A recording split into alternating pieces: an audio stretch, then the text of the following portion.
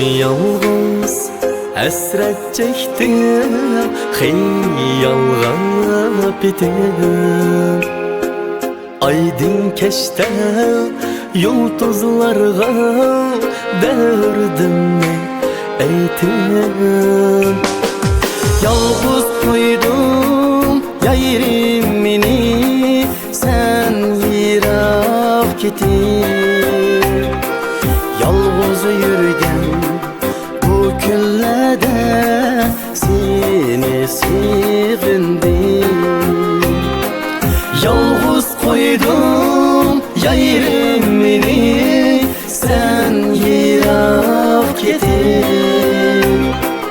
Yalğız yürgen bu günlerde seni sevindim.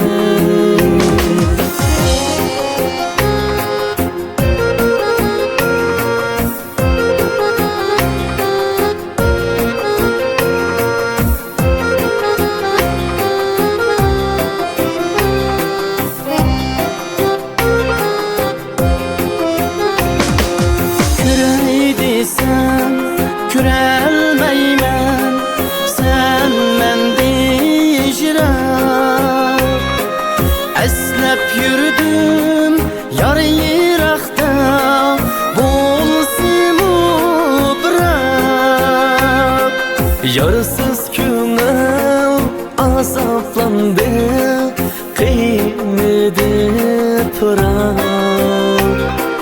Yarsız yürüyen bu günlerde seni sevindim. Yarsız könül azaplandı, kıyıldı bırak.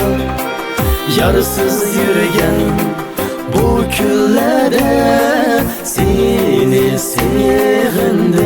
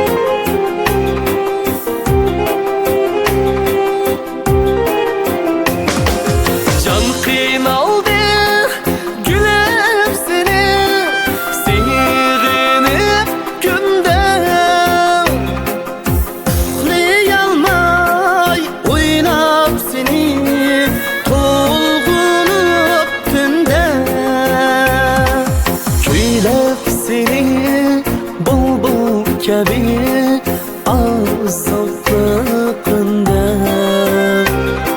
sensiz yürgen bu günlerde seni